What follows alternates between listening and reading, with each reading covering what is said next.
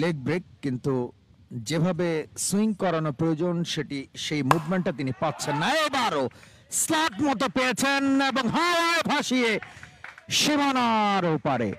এই প্রথম দেখলাম